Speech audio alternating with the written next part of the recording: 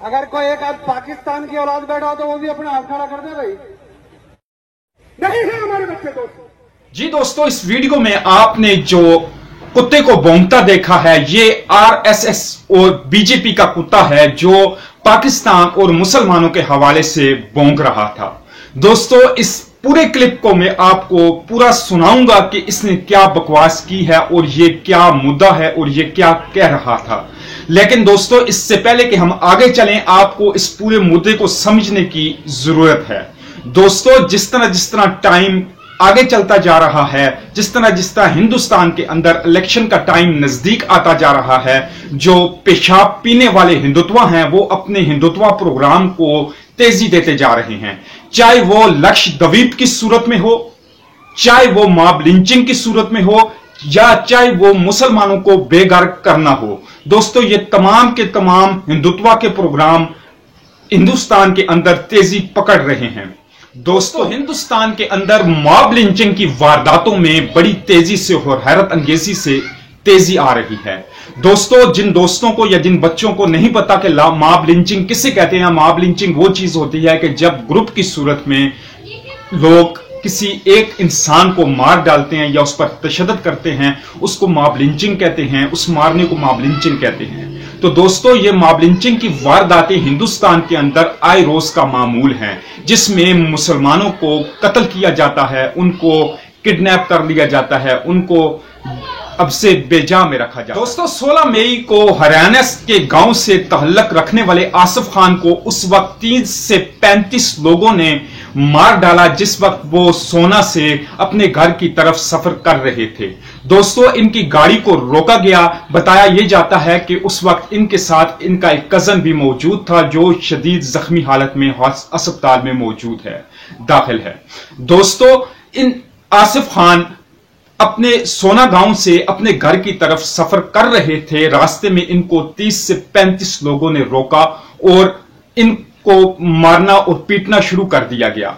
और इसके दौरान जो है, इनके साथ जो इनका कजन था वो अपनी जान बचाने में कामयाब हो गया। वो वहां से निकल गया और आसिफ को किडनैप करके ले जाया गया और इससे कहा गया कि तुम जय श्री राम का नारा लगाओ।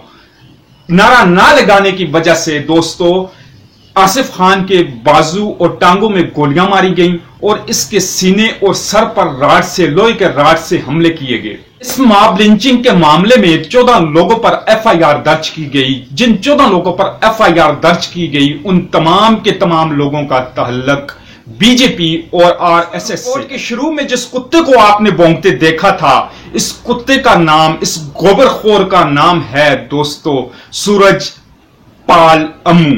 जी दोस्तों, यह सूरजपाल अम्मू है जो हरियाणा में बीजेपी का तर्जुमान है।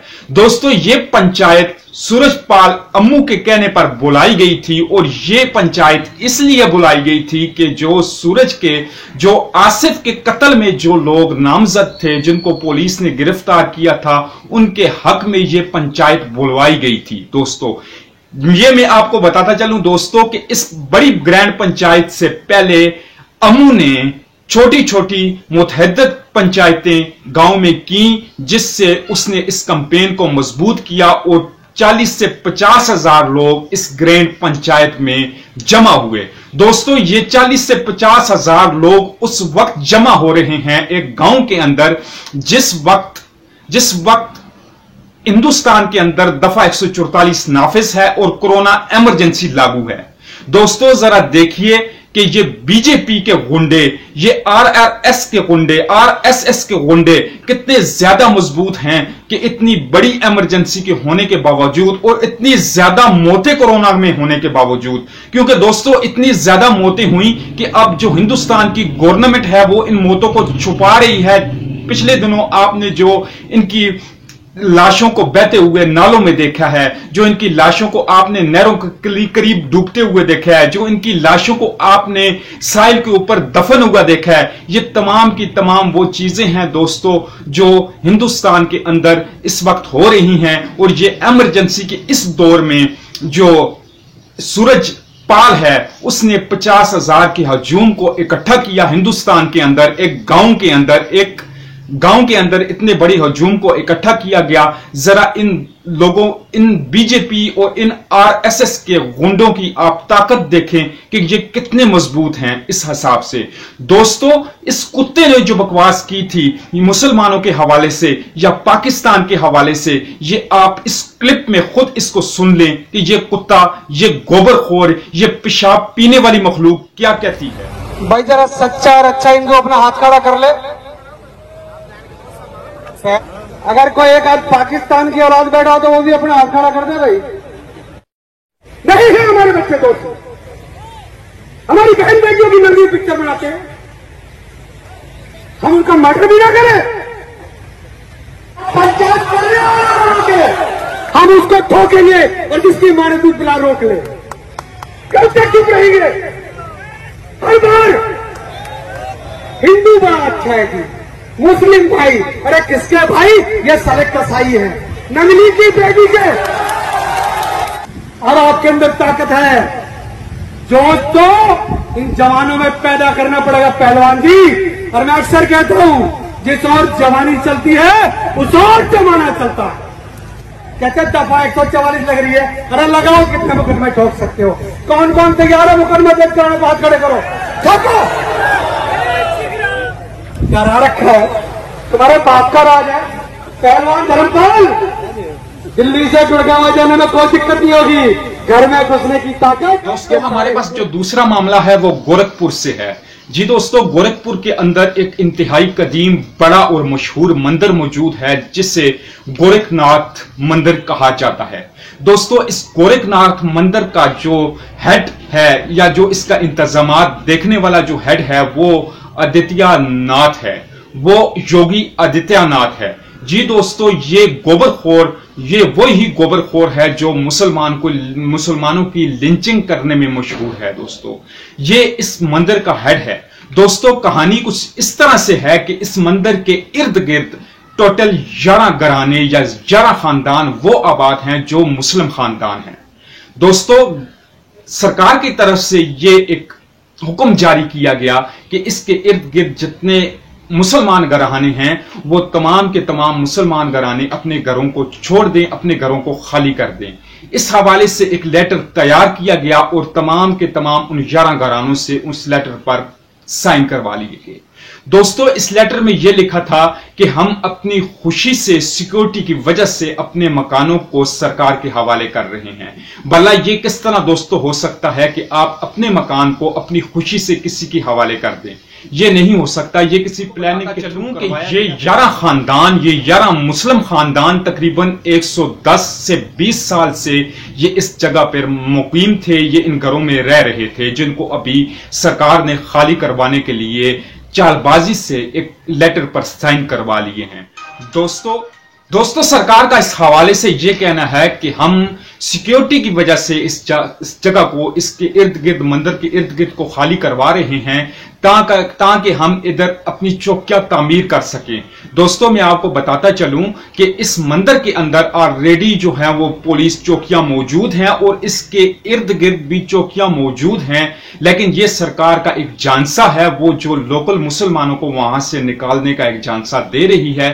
ये दोस्तों, इस मामले के हवाले से एक लोकल जर्नलिस्ट मसीहुज़्ज़मान ने लोकल गवर्नमेंट के नुमाइंदे डीएम से बात करने की कोशिश की। जब उसने उससे बात की इस मामले के हवाले से कि ये क्या मामला है कि आप क्यों मुसलमान घरानों को जो है वो मंदिर के इर्द गिर्द से निकाल रहे हैं, आया कि उधर क्या वजह है कि उधर ऑलरेडी चौकियां मौजूद हैं पुलिस की, फिर भी आप इन लोगों को उधर से निकाल रहे हैं। अगर 110 साल से या 120 साल से कोई सिक्योरिटी का इशू नहीं आया तो अब कौन सा सिक्योरिटी का इशू आ गया है कि इन 111 घरानों को आप घर या मकान अपने छोड़ने का एक अल्टीमेटम दे रहे हैं?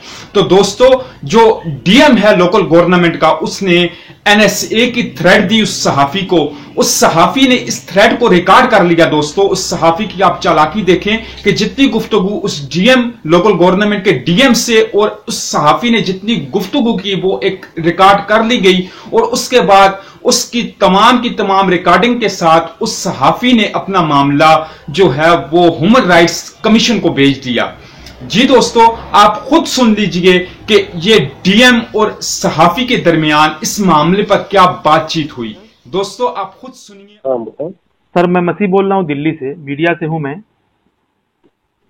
हाँ सर, गोरखपुर में मंदिर के पास में कुछ घर हैं, 11 घर हैं करीब, उनको नोटिस दिया गया है घर खाली करने का। और क्या कर रहे हैं?